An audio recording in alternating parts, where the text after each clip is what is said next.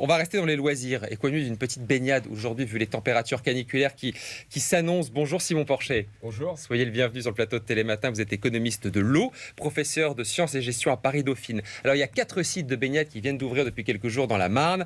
Il y a la Seine qui va ouvrir à partir du 5 juillet prochain sur 3 sites différents. C'est vrai que ça nous apparaissait comme de la science-fiction. Il y a encore quelques mois, quelques années, là ça y est, c'est bien réel. On peut se baigner dans les fleuves de France.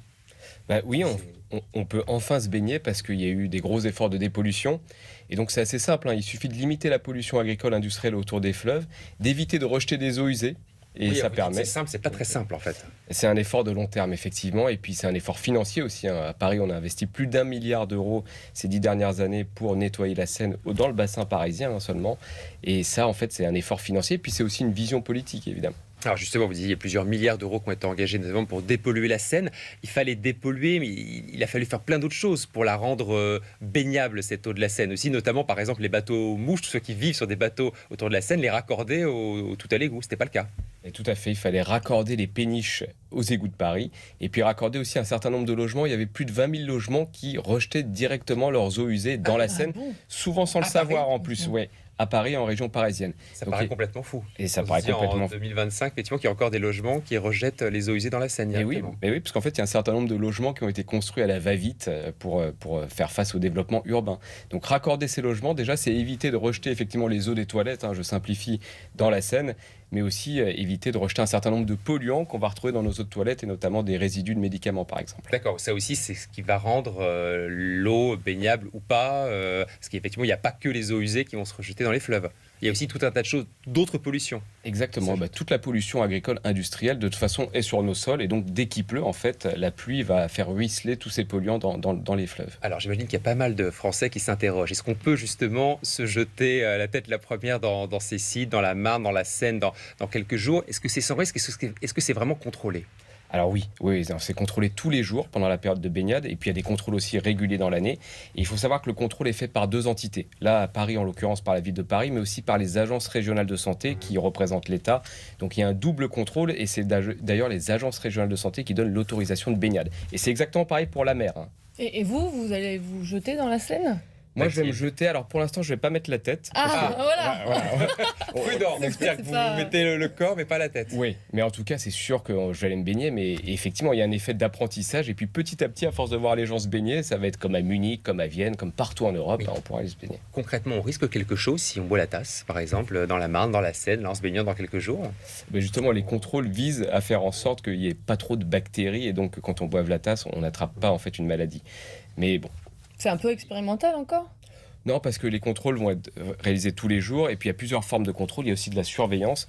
Mais évidemment, en fait, l'état de la Seine, on l'avait vu pendant les JO l'année dernière, si vous vous rappelez, pendant les Jeux Olympiques, l'état de la Seine, en fait, change relativement rapidement en fonction de la météo, notamment. Il y a eu plusieurs jours, effectivement, où, par exemple, on le voit, les images, le triathlon a dû être reporté, décalé de 24, même 48 heures, parce qu'en fait, il y a eu un orage. Et en fait, dès que vous avez un orage, là, ça y est, tout est perturbé.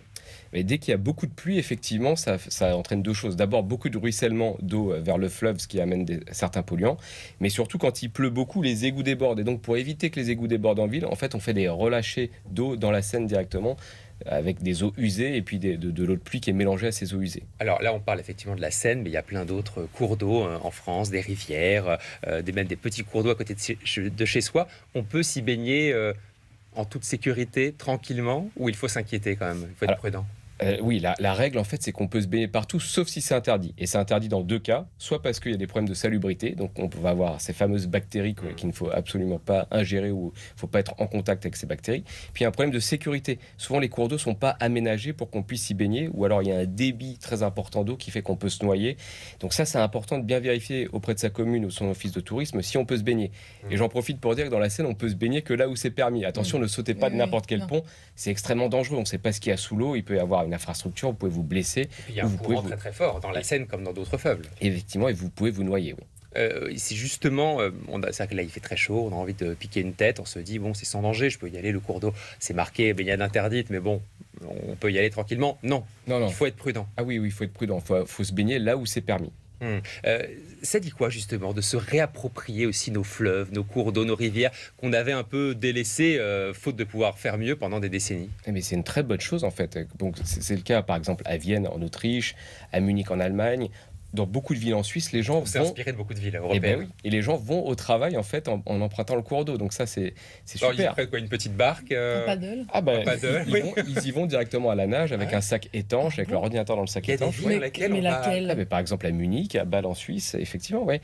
Et puis même pour prendre des bains, quand il fait extrêmement chaud, c'est aussi une manière de donner accès à un rafraîchissement en fait à tout le monde. Et ça on le voit aussi à Stockholm, à Copenhague. Voilà. Et dernière question, parce qu'on se dit, quand on saute comme ça dans la Seine, on n'est pas tout seul. Il y a plein de petites bêtes qui vivent également dans nos fleuves. Il y a quoi dans la Seine? Il y a plein d'animaux. Ah ben, il y a plein de bêtes et c'est une bonne chose parce que quand vous regardez la Seine en 1970, il n'y avait que 3 espèces de poissons.